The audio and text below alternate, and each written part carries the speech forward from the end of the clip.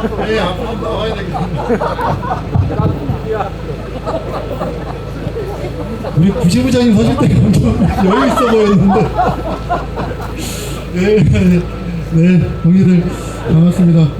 사실 요즘 좀 바쁩니다. 우리 김성만 동지 국회의원 친구 만들어 주려고 하다 보니 좀 바쁜데, 사실 뭐 이렇게 다들 마찬가지잖아요. 투쟁하랴 일하랴 정신없이 바쁜데, 가끔 우리 바쁠 때도 특히 이럴 때 날이 좀 따뜻하게 풀리는 것 같다가 갑자기 추워지고 요럴 때 생각나는 분들이 있어요. 예를 들면 뭐 고공에 농성하 주시는 동지들이 계시면 그런 동지들이 생각이 날 때도 있고, 또 한편으로는 깜방에 계신 동지들이 사실 생각이 나긴 합니다. 제가 그 깜빵살이를 했었습니다. 이상한 눈으로 쳐다보지 마시고 이렇게 노조 활동하다가 이제 한 달 반 했어요. 뭐 길게 하진 않았습니다. 3월 말에 깜빵에 들어갔는데, 들어가서 너무 괴로웠어요. 다른 괴로운 게 아니고 너무 추워갖고, 이게 옷도 그렇고 뭐 이불도 변변치 않고 그러다 보니까 이게 너무 추워가지고 몸을 어떻게 할 수가 없어서, 제가 추위를 좀 많이 타긴 합니다만, 그래서 뭐 깜빵이 근데 다른 데도 보통 마찬가지로 뭐 연료를 아끼려고 그러는 건지 뭐 사죄를 하라고 그러는 건지 어쨌든 그렇게 잘 안 틀어줍니다. 그래갖고 깜빵이 그렇게 늘 이맘때쯤 특히 꽃샘추위 다가오면 꽃샘추위 오는 날은 그렇게 추웠습니다. 그래서 안에 두 동지도 많이 뭐 오늘 특히 오늘 밤 얼마나 추울까 이런 생각을 많이 해보게 됩니다.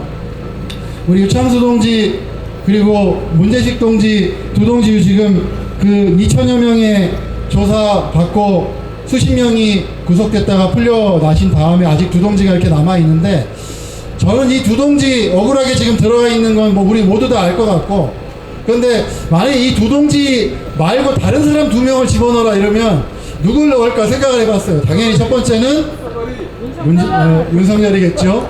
뭐 아마도 정권을 임기를 마치고 나면 들어갈 것 같습니다. 보면 최근에 우리 그 군 의무사에도 직접 뭐 개입됐다 이런 정황까지, 뭐 와이프의 그 비리뿐만 아니고 그런 정황까지 드러나기 때문에 윤석열은 당연히 들어갈 것 같고, 또 한 명 꼽으라면 저는 누굴 들여보낼까요? 대신 저는 누구요?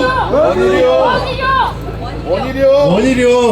원희룡. 죄송합니다. 저한테 원희룡 대신에 저는 의사협회 회장이라고 생각을 했어요. 이렇게 생각을 했는데, 의협 파업이 지금 한참 진행 중이지 않습니까? 저는 이 의협 파업을 보면서 우리 건설노조 탄압 국면, 약 1년여 전에 있었던 이 탄압 국면하고 약간 비슷한 점하고 큰 차이점이 저는 좀 있는 것 같습니다. 일단 비슷한 점을 먼저 꼽으라면, 윤석열이가 그때도 그랬고 지금도 마찬가지로 아주 강한 모습을 막 보이지 않습니까? 그래서 사실은 탄압을 통해서 지지율 장사를 하는 것이 그때와 지금이 비슷한 점이 아닌가 이렇게 생각합니다. 그 지지율 장사의 희생양이 되었던 우리 건설노조 동지들이 힘겹게 버텨서 지금 다시 이렇게 꼿꼿이 서 있죠. 그런데 저는 그 비슷한 점보다 큰 차이점이 더 사실 열받습니다. 건폭몰이를 했는데 왜 의폭몰이를 안 합니까? 맞아요. 혹은 수십 일이 지나도록 저렇게 저 짓을 하고 있는데 왜 지도부 구속영장 발부, 체포영장 내지는 뭐 검사들이 박스 들고 들어가가지고 조사하고 이런 거 왜 안 합니까? 못하고 있는 이유가 있습니다. 의사들은 이 사회의 기득권층이기 때문입니다. 기득권을 공고하게 유지하고 있기 때문에 요 정도 건드리면 되는데, 더 심하게 건드렸다가는 이 국민의힘 지지율에도 큰 영향을 미치고 저 정권을 계속 유지하는데도 큰 악영향을 미칠 거라고 생각하기 때문에 더 건드리지 못하고 요 정도 이렇게 하고 있는 거라고 생각합니다. 그것 포함해서 저는 더 큰 차이가 하나 있다고 생각합니다. 우리 모두가 다 알고 있다시피 의사들은 지금까지 가져왔던 그 기득권을 조금이라도 놓지 않기 위해서 저 20여일이 넘는 파업을 하고 있는 것이죠. 그런데 건설노조가 감히 의협하고 같이 비교 대상이 됩니까? 아니죠.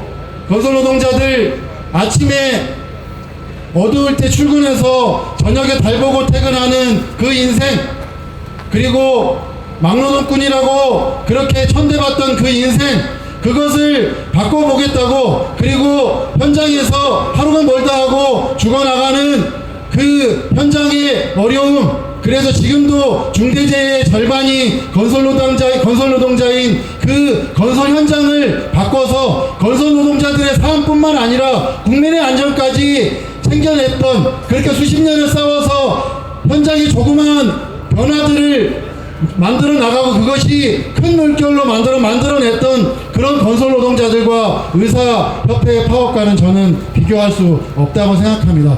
그럼에도 불구하고 이 윤석열 정부는 여전히 건설 노동자들을 쥐잡듯이 잡고 탄압하고 있습니다. 그래서 윤석열을 우리 주동지 대신에 깜빵에 넣는 것도 필요하지만 고전에 쫓아내립시다. 쫓아내리는데 우리 딱 두 가지만 우리 확인하고 약속합시다. 우리 건설 노동자들 힘으로 쫓아냅시다.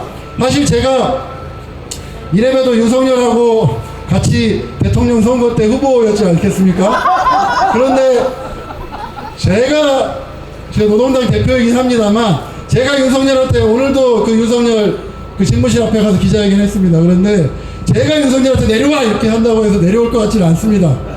그런데 건설 노동자들의 힘, 그리고 우리 건설 노동자들의 선봉 투쟁, 그리고 이 전체 민주노총 노동자들의 투쟁으로 올해 기어이 저 윤석열을 좀 쫓아냅시다. 민주당은 자기네들이 편애시킬 테니 200석을 달라고 합니다.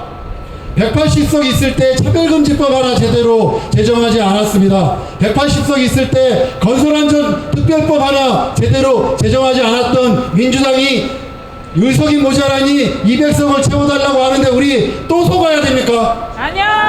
그래서 우리 민주당 믿지 말고 건설 노동자들의 힘으로, 전체 노동자들의 힘으로 윤석열을 쫓아냅시다. 그리고 또 하나만 더 약속합시다. 우리 남한나 동지 힘차게 결의하고 출마했습니다. 아까 유창수 동지가 편지에 그런 말씀하셨죠. 4년에 한 번씩, 5년에 한 번씩 주인 뽑는 이 투표하지 말자 이렇게 말씀하셨습니다. 동의합니다, 동지들. 그래서 우리 남한나 동지가 비례대표로 결의하고 국회로 입성해서 윤석열을 쫓아내겠다라고 결의한 만큼 김미정 동지가 결의해 주시고, 문재직 동지가 결의해 주시고, 유창수 동지가 결의해 주십시오. 내가 정치의 주체고, 내가 정치의 주인이다. 내가 국회의원이고, 내가 시장이고, 내가 대통령이 될 수 있다라고 하는 사실을 이제 바로 그 온몸으로 증명해 주시고, 그래서 정치의 최일선으로 나서 주신다면 윤석열을 쫓아내는 것뿐만 아니라 제2의 문재인을 우리가 맞이하는 것이 아니라 제2의 노동자 권력을 만들어낼 수 있을 거라고 생각합니다. 그 길에 노동당과 항상 함께 합시다, 동지들. 주식!